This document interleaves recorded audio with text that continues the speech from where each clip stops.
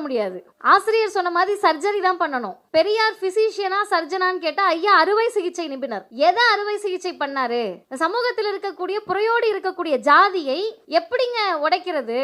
அம்பேத்கர் சொல்றாரு, it is not a வால். இது ஒரு செவுரு கிடையாது உடைக்கிறதுக்கு. இது மைக்கு கிடையாது, டேபிள் கிடையாது, சேர் கிடையாது, கேமரா கிடையாது பிடிக்கலன்னு தூக்கி போட்டு உடைக்கிறதுக்கு. It is a state of mind. இது ஒரு மனநிலை. அந்த மனநிலையை உருவாக்குனது யாரு? அதை பத்தி பேசாம ஒழிச்சிட முடியுமா? தலைப்புலயே ரொம்ப அழகா சொல்லியிருக்காங்க, இன்கொயரி. இங்க இருக்கக்கூடிய வழக்கறிஞர்களுக்கு தெரியும், சட்டம் படிக்கக்கூடிய மாணவர்களுக்கு தெரியும். ஆர்டிகல் 51AH இதை சட்டம் படிச்சவங்க பேசுனீங்களோ இல்லையோ, தீகாக்காரவங்க தான் ஊர் ஊரா பேசிக்கிட்டு இருக்கோம். ஆர்டிகல் 51AH என்ன சொல்லுதுன்னா, it shall be the duty of every citizen of India to promote scientific temper, humanism, spirit of inquiry and reform. இந்தியாவில் இருக்கக்கூடிய ஒரு குடிமக்களுக்கும் என்ன கடமைனா, அறிவியல் மனப்பான்மை வளர்க்கணும், மனிதநேயத்தை வளர்க்கணும், ஆராய்ச்சி மனப்பான்மை வளர்க்கணும், சீர்திருத்தத்தை வளர்க்கணும். இதை பல பேர் என்கொயரியோட கன்ஃபியூஸ் பண்ணிப்போம். இது என்கொயரி கிடையாது, இன்கொயரி, ஆராய்ச்சி, ஆய்வு. அது எதை பற்றி ஆய்வு? சம்பந்தமே இல்லை. இப்ப நான் நின்னுட்டு இருக்கேன், இங்க இருக்க யாரோ ஒருத்தர், நீங்க 3 டிகிரி முடிச்சிருக்கலாம், PhD வாங்கியிருக்கலாம், பெரிய அறிவாளியா இருக்கலாம். இந்த சமூகத்திலே நான் தான் பெரிய மிளகாய் பொடி வீரரா கூட நீங்க இருக்கலாம். நீங்க யாரா இருந்தீங்கன்னா யங்ஸ்டர்ஸ்க்கு புரியும். நீங்க யாரா இருந்தாலும் சரி, எழுந்து நின்று மதியம் என்ன ஜாதினா கண்டுபிடிச்சிட முடியுமா? 1 கோடி பரிசு எப்படி கண்டுபிடிப்பீங்க? இனியா யாருன்னு கண்டுபிடிச்சிருவீங்களா? இங்க ஆப்போசிட்ல உட்கார்ந்து இருக்கவங்க அவங்க யாருன்னு தெரியாம உங்க சொந்தக்காரவங்க பக்கத்து ஊருக்காரவங்கன்னா என்ன எந்த ஊருன்னு கேட்டு கண்டுபிடிச்சிருப்பீங்க. அவ்வளவு அறிவார்ந்த சமூகம் நம்ம சமூகம். அதை விட்டுருங்க. தெரியாத ஒரு நபரை ஜாதி அடையாளப்படுத்த முடியுமா? முடியாது. அப்படி கண்ணால் பார்த்து கண்டுபிடிக்க முடியாத, அறிவியல் ரீதியாக எந்த விதமான மூலதனமும் இல்லாத ஏதோ ஒன்ன பிடிச்சுக்கிட்டு ஜாதின்ற மனநிலையில இருக்கீங்களே, எல்லாத்தையும் சொல்லிட்டு கடைசியில நாமெல்லாம் இந்தியர்னு ஜனகணமன போட்டோன்னு ஜெய்ஹிந்த் அடிக்கிறீங்களேப்பான்னு கேள்வி கேட்டிருக்காங்க. India is not a monolith. மோனோலித்னா இந்த ஆர்கியாலஜி படிக்கக்கூடியவங்க, வரலாற்று பின்புலத்துல வந்தவங்களுக்கு தெரியும். ஒரே பாறையில் செதுக்கப்பட்ட சிற்பங்களை தான் மோனோலித்னு சொல்லுவோம். India is not a Monolith. இது எப்படி சொல்லிட்டாங்கன்னா, வேற்றுமையில் ஒற்றுமைன்ட்டாங்க. வேற்றுமையா தான் இருக்க, நீ ஒத்துமையாலாம் ஒரு காலத்துல இருந்தது கிடையாது. எங்க ஒற்றுமையா இருந்தீங்கன்ற கேள்வியை இனியா முன்வைக்கிறார். அது என்ன வார்த்தையில சொல்றாங்கன்னா, it was never meant to be and the truth is it never has been. We are a land born from contradictions and coexistence. நம்மலாம் வேறதான், ஒன்றும் பண்ண முடியாது, வாழ்ந்துடலாம். யூனியன் கவர்மெண்ட்டை பிடிக்கலையா, பிரதமர் பாடாப்படுத்துறாரா, பிச்சுக்கிட்டா போக முடியும், இருந்துதானே ஆகணும், இருந்துக்கலாம் அப்படின்னு. கான்ட்ராடிக்ஷன்ஸ் இருந்தாலும் கோ எக்ஸிஸ்டன்ஸ் இருக்கு. இந்த இடத்தில் தான் இனியா கேட்கக்கூடிய அந்த கேள்விக்கு மட்டும் நீங்கள் சிந்தித்து பதிலளியுங்கள் என்று சொல்லி நான் முடிக்கிறேன். Because caste still kills. ஜாதி இன்னும் கொன்று கொண்டுதான் இருக்கிறது. யாரையெல்லாம் சாகடிக்குது? ஏத்த வீட்டுக்காரன், பக்கத்து வீட்டுக்காரன், பின்னாடி வீட்டுக்காரன் மட்டும் இல்ல, சொந்த பிள்ளைய சாகடிச்சுக்கிட்டு இருக்கு. சொந்த பிள்ளை காதலித்த உடனே சாகடிக்கிறாங்க. இதுல சாஃப்டா கொள்றீங்களா, ஹார்ஷா கொள்றீங்களான்றதுதான் ஊருக்கு ஊரு வித்தியாசம், மாவட்டத்துக்கு மாவட்டம் வித்தியாசம், ஜாதிக்கு ஜாதி வித்தியாசம். என்கிட்ட நான் போன வாரம் சேலத்தில் தாமு ஏசாவனுடைய நிகழ்ச்சிக்கு போய் பேசினேன். பொது மேடையிலே நான் கேட்டேன், நாங்கெல்லாம் இந்த பகுதிங்க, நாங்கெல்லாம் இவங்கங்க அவங்கங்க, ரொம்ப அமைதியா இருப்போங்க, பேச்செல்லாம் மரியாதை தான், வாங்க போங்க, இங்க குறைச்சலே இருக்காது. 2 வயசு குழந்தைய கூட இங்க போட்டுதான் கூப்பிடுற அளவுக்கு மரியாதையானவங்க, செம்புல தண்ணி குடுக்கறவங்க யாருன்னு பார்த்து குடிக்கிற அளவுக்கு மரியாதையானவங்க. இப்படிப்பட்ட ஒரு சமூகத்தில் இனியா சொல்லுவது, ஜாதி கொன்று கொண்டுதான் இருக்கிறது. அப்படி கொல்லுகிற போது லாங்குவேஜ் ஸ்டில் ஐசோலேட்ஸ். தமிழ் நீசபாசை, சமஸ்கிருதம் உயர்ந்ததுன்னு சொல்லக்கூடிய ஆரிய மனப்பான்மை எல்லார்ட்டையும் இருக்கு. அதுக்கு எதிராக தான் பேரறிஞர் அண்ணா ஆரிய மாயையை எழுதினார். ஆரிய மாயை எழுதிட்டு அண்ணா சொன்னது அதுல முதல் விஷயமே என்னன்னா, பேச நான் இரண்டுடையாய் போற்றி. ஆரியருடைய அந்த விஷயம் எப்படி இருக்கும்? நம்ம கிட்ட இன்னைக்கு பேசுவாங்க, நம்ம வீட்டுக்கு கல்யாண மந்திரம் ஓத வருவாங்க, நம்ம வீட்டுல அடிக்கல் நாட்ட வருவாங்க, காது குத்த வருவாங்க, கருமாதிக்கு வருவாங்க. எல்லாம் வந்துட்டு நீ வேற நான் வேற, நான் அக்ரகாரத்துல இருப்பேன், நீ சேரியில இருக்கணும், நான் அக்ரகாரத்துல இருப்பேன், நீ மேல தெருவுல இருக்கணும். ஆனா நம்ம ஆளுங்களுக்கு என்னன்னா, அவன் சேரியில இருந்தாலும் நான் மேல தெருவுல இருக்கேன்ல. ஒருத்தருக்கு கூட திரும்பி பார்த்து என்ன விட உயரமா நீ அக்ரகாரத்துல உட்கார்ந்துருக்கேன்ற கேள்வி வரல. அந்த கேள்வியை கேட்டது அறிவுலக பேராசான் தந்தை பெரியாரும் புரட்சியாளர் அம்பேத்கரும் தான். அதை சட்ட வடிவமாக கொண்டு வந்து எந்த வழியிலெல்லாம் சமத்துவத்தை பேச முடியுமோ, திராவிடத்தை பேச முடியுமோ, ஆரிய எதிர்ப்பை சட்டமாக்க முடியுமோ, அது அனைத்தையும் செய்தது பேரறிஞர் அண்ணாவும் முத்தமிழறிஞர் டாக்டர் கலைஞர் அவர்களும். அவர்களுடைய வழித்தோன்றலாக இன்றைய முதலமைச்சர் எப்படியாவது சமத்துவ சிந்தனையை கொண்டு வந்துடணும்னு சொல்லி கல்வி, வேலை வாய்ப்பு, காலனி என்று பெயர் இருக்கக்கூடாது, இத்தனை தத்துவத்தையும் கொடுத்து எங்க அடிச்சா வலிக்கும்னு தெரிந்து ஆரியத்திற்கு நேர் எதிரான சொல்லான திராவிடத்தை பயன்படுத்தி நடப்பது திராவிட மாடல் தான் என்று சொல்லுவதை இனியா போன்றவர்கள் இந்த புத்தகத்திலும் இந்த நூலிலும் அங்கீகரித்திருக்கிறார்கள். மிக சிறந்த ஒரு நூலை என் அன்பிற்குரிய தோழர் அப்படின்னு சொல்றதை விட தங்கை இனியா அவர்கள் கொண்டு வந்திருக்காங்க. இதில் எல்லாருக்கும் இருக்கக்கூடிய மகிழ்ச்சியை விட எனக்கு ஒரு படி மேலே இருக்கிறதுக்கு என்ன காரணம்னு கேட்டால், இது புத்தகமாக வருவதற்கு முன்பே 2 ஸ்பைரல் பைண்டிங் பண்ணி எடுத்துகிட்டு வந்தாங்க. அதில் ஒன்று எனக்கு கொடுத்துட்டு நின்னப்போ நான் வந்து ஆசிரியர்கிட்ட ஒன்று கொடுக்கலான்னு சொல்லி கடந்த மே மாதம் சர்பிடி தியாகராயர் அரங்கத்தில் ஆசிரியரிடத்தில் கொண்டு போய் அந்த நூலை கொடுப்பதில் எனக்கும் ஒரு சிறிய வாய்ப்பு இருந்ததுனால எனக்கு பெரிய ஒரு நெகிழ்ச்சியானது இது. ஆனால் ஆசிரியர் வந்து இங்கே இருக்கக்கூடிய இளைஞர்களுக்கு சொல்கிறேன், அவர் பேசுகிறத நீங்கள் கேட்டிருப்பீங்க. நம்ம எல்லாருமே கற்றுக்கொண்டே இருக்கணும், தினம்தோறும் கற்றுக்கொண்டே இருக்கணும். அதை புத்தகங்கள் வாயிலாக தான் கற்றுக்கணும்னு தேவையில்லை, மனிதர்கள்கிட்டேருந்து நிறைய கற்றுக்கணும். நாங்கள் வந்து நானும் அம்மா வந்துட்டு இருக்கப்ப இடையில ஏற்பட்ட ஒரு சிக்கல்னால திரும்ப வேற ஒரு வாகனம் பிடிச்சி அது இதுன்னு வந்து சேர்றதுக்கு 6:20 ஆயிடுச்சு. நான் இனியாவுக்கு ஃபோன் பண்ணப்போ அப்பா எடுத்து ஆசிரியர் வந்துட்டாங்க அப்படின்ன உடனே எனக்கு உண்மையாகவே ஆசிரியர்ன்ற வார்த்தையே பதட்டத்தை கொடுக்கும். இது எங்களுடைய ஆசிரியர் வந்து நேரத்துக்கு ஷார்ப்பாக மணி அடிச்ச மாதிரி 6 மணிக்குள்ளே வந்துட்டார். அந்த பண்பு 92 வயசில் இனியாவை உண்மையாகவே ஆசிரியருக்கு யார் என்னன்னுலாம் தெரியாது. அவருடைய தந்தை யார், இனியா யார், எதுவுமே தெரியாது. ஒரு ஸ்பைரல் பைண்டிங்காக ஒரு பொண்ணு வந்து கொடுக்குறாங்க. கொடுத்த உடனே அவர் முதல் கேள்வி என்ன கேட்டார்னா, என்னம்மா எங்கம்மா படிக்கிறீங்கன்னு கேட்டார்.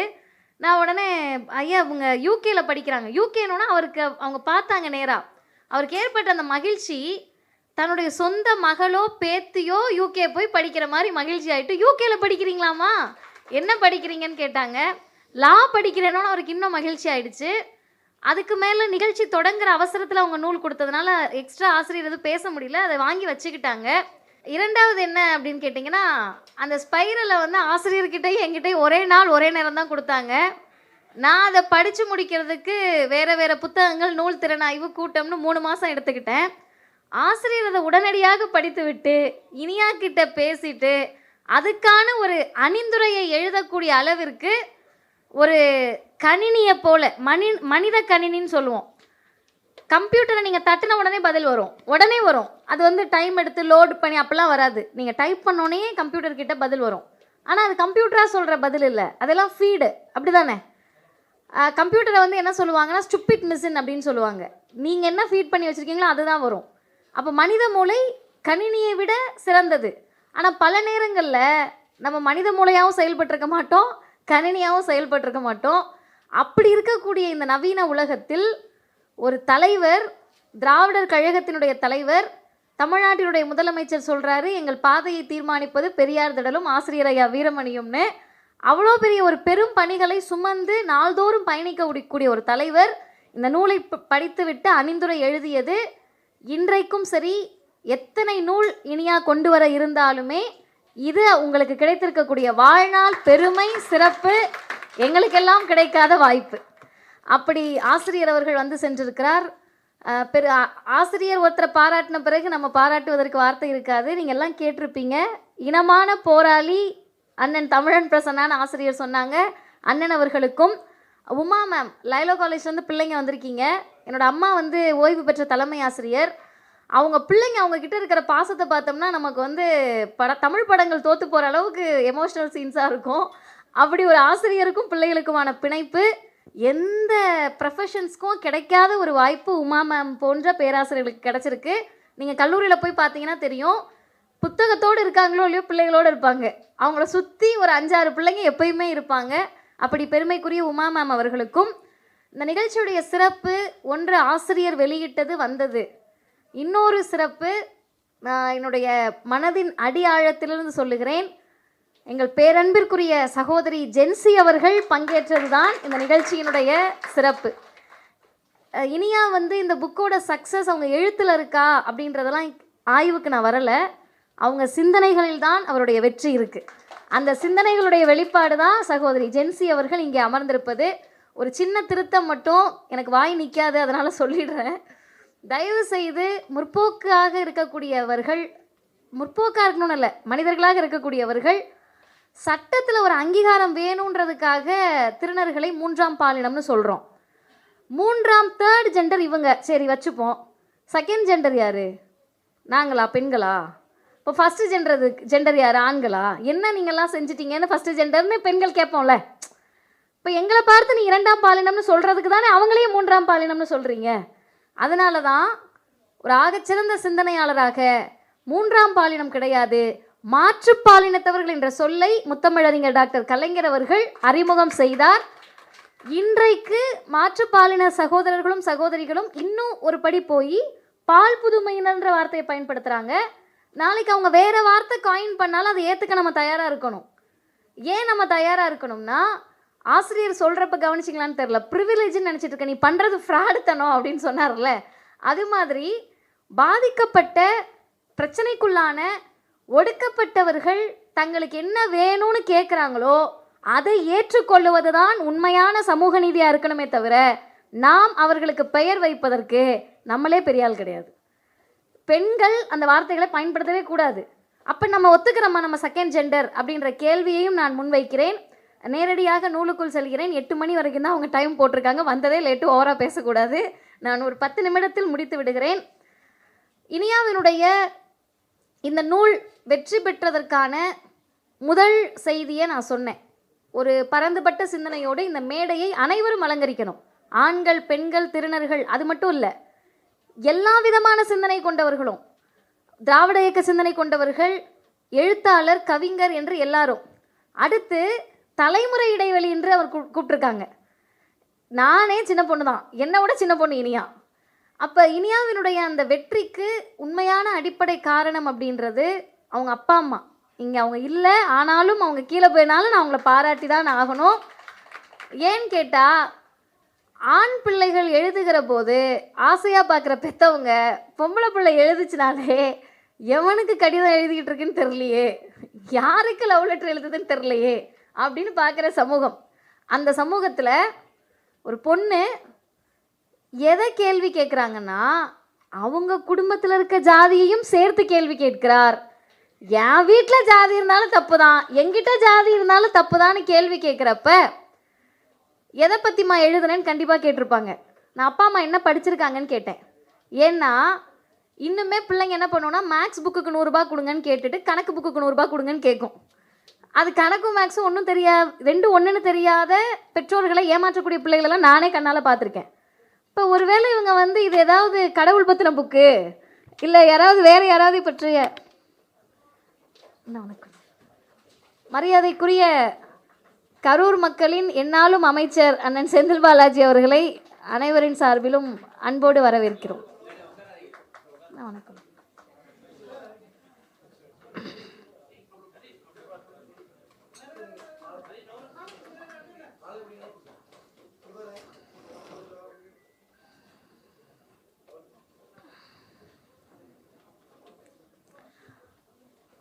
அருமை தோழர்களே, அப்போ என் வீட்டில் ஜாதி இருந்தாலும் தப்பு, என் மனசில் ஜாதி இருந்தாலும் தப்புன்னு எழுதக்கூடிய ஒரு நூலை அவங்க நான் கடவுளை பற்றி எழுதியிருக்கேன்ப்பா, சாமி நம்பிக்கையை பற்றி எழுதியிருக்கேன்ப்பா, நம்ம ஜாதியை பற்றி எழுதியிருக்கேன்ப்பான்னு பொய் சொல்லியும் புக்கு வெளியிட முடியாது. ஏன்னா அவருடைய அப்பாவும் படித்தவர், அவங்க அம்மாவும் படித்தவங்க. அப்போ தன் பிள்ளை எழுதியது சமத்துவத்தை பற்றி தான் என்று தெரிந்தும் இவ்வளவு அன்பொழுக இந்த நிகழ்வை ஏற்பாடு செய்திருக்கக்கூடிய அவங்க தாய் தந்தை இருவருக்கும் மனமார்ந்த நன்றியையும் வாழ்த்துக்களையும் தெரிவித்துக் கொள்கிறேன். இப்போ இனியா இந்த புத்தகத்தில் சொல்ல வந்ததை ஒரே வரியில் சொல்லணும் அப்படின்னு சொன்னால், தமிழ்நாட்டில் மட்டுமல்ல இந்தியாவில் நடந்து கொண்டிருப்பது ஆரிய திராவிட போர். நீங்கள் புண்ணுக்கு கையில் இருக்க புண்ணுக்கு கண்ணாடியோ இல்லை லைட்டாக ட்ரீட்மெண்ட் பார்த்து ஆயின்மெண்ட்லாம் போட முடியாது. ஆசிரியர் சொன்ன மாதிரி சர்ஜரி தான் பண்ணணும். பெரியார் ஃபிசிஷியனா சர்ஜனான்னு கேட்டால் ஐயா அறுவை சிகிச்சை நிபுணர். எதை அறுவை சிகிச்சை பண்ணார்? இந்த சமூகத்தில் இருக்கக்கூடிய புறையோடு இருக்கக்கூடிய ஜாதியை எப்படிங்க உடைக்கிறது? அம்பேத்கர் சொல்கிறாரு, இட் இஸ் நாட் அ வால். இது ஒரு செவுறு கிடையாது உடைக்கிறதுக்கு. இது மைக்கு கிடையாது, டேபிள் கிடையாது, சேர் கிடையாது, கேமரா கிடையாது பிடிக்கலன்னு தூக்கி போட்டு உடைக்கிறதுக்கு. It is a state of mind. இது ஒரு மனநிலை. அந்த மனநிலையை உருவாக்குனது யாரு? அதை பற்றி பேசாமல் ஒழிச்சிட முடியுமா? தலைப்புலையே ரொம்ப அழகாக சொல்லியிருக்காங்க, இன்கொயரி. இங்கே இருக்கக்கூடிய வழக்கறிஞர்களுக்கு தெரியும், சட்டம் படிக்கக்கூடிய மாணவர்களுக்கு தெரியும். ஆர்டிகல் 51AH, இதை சட்டம் படித்தவங்க பேசுனீங்களோ இல்லையோ, தீக்காக்காரவங்க தான் ஊராக பேசிக்கிட்டு இருக்கோம்.